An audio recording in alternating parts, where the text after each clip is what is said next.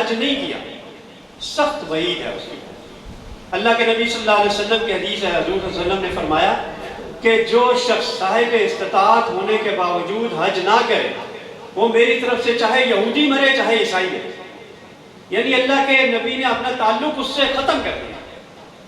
یہ بات آپ خود بھی سمجھیں اور اپنے احباب میں سب کو بتائیں کہ جو صاحب استطاعت آپ کے جاننے والے ہیں، اپنے خاندان میں، دوست احباب میں، ان کو یہ حدیث سنائیں تاکہ وہ جتنی جلدی ہو سکے وہ یہ کام، یہ فرض ادا کریں۔ اب اس پہ آپ بھی اللہ کا شکر ادا کریں۔ آپ دیکھیں اللہ کا شکر کیوں ادا کریں کہ آپ کو اللہ تعالیٰ نے چنا ہے۔ اس مرتبہ جو فکر ہے، جو سعودیہ میں لوگ حج کرنے جا رہے ہیں، وہ 20 لاکھ کا فکر۔ پچھلے سال 10 لاکھ لوگوں نے کیا، اس مرتبہ 20 لاکھ کیا۔ اس 20 لاکھ میں آپ ایک ہیں، اور اس 20 لاکھ میں پاکستان سے کتنے جا رہے ہیں؟ 1,80,000۔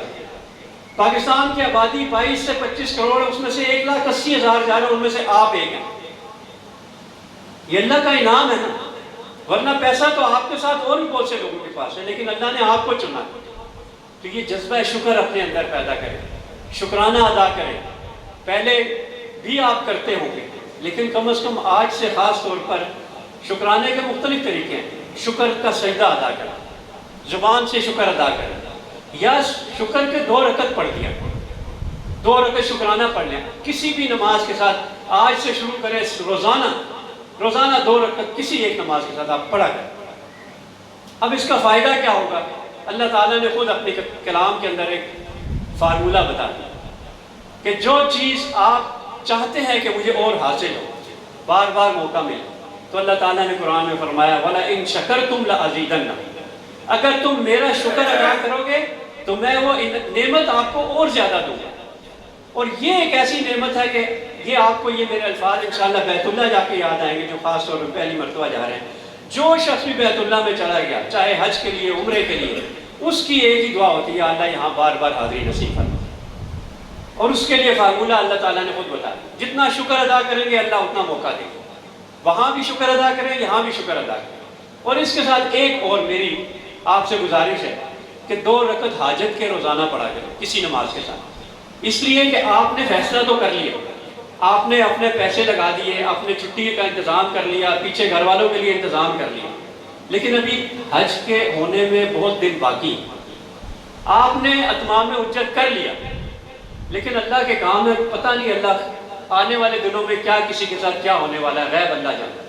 اللہ سے خیر مانگے، روزانہ حاجت پڑھیں، یا اللہ یہ جو میں نے ارادہ کیا ایک فرض ادا کرنے کا، مجھے بخیر و عافیت بیت اللہ تک پہنچا دے، اور بخیر و عافیت یہ سارے اعمال کرنے کی توفیق عطا فرما، اور بخیر و عافیت اپنے بچوں میں واپس لا۔ یہ بھی روزانہ اللہ سے گزارش کریں، ورنہ ایسے لوگ دیکھنے میں اللہ معاف فرمائے بعض اوقات ہو جاتا ہے، یہ ہوگا اللہ کے حکم سے آپ جائیں گے، اللہ کا حکم نہیں ہوگا تو کوئی نہیں جا سکے گا۔ ایک میرے جاننے والے ایسے ہی ایک مرتبہ حج کا انہوں نے ارادہ کیا، میاں بیوی تھے، سب کام ہو گئے، چند دن رہ گئے فلائٹ میں، فالج ہو گیا میاں، اور ایسا شدید ہوا کہ وہ بیچارے بستر سے نہیں اٹھ سکے، ان کی وجہ سے ان کی اہلیہ بھی نہیں جا سکی، محرم کا مسئلہ۔ اب تیار تھے وہ نہیں جا سکے۔ اور پھر ایک مسئلہ اور بھی آپ کو بتا دوں کہ کبھی کسی کے ساتھ خدا نہ خواستہ ایسا ہو جائے تو یہ بھی ایک حکومت پاکستان کے پاس ایک یہ انتظام موجود ہے کہ اس کی جگہ پہ کسی اور کو بھی بھیجا جا سکے۔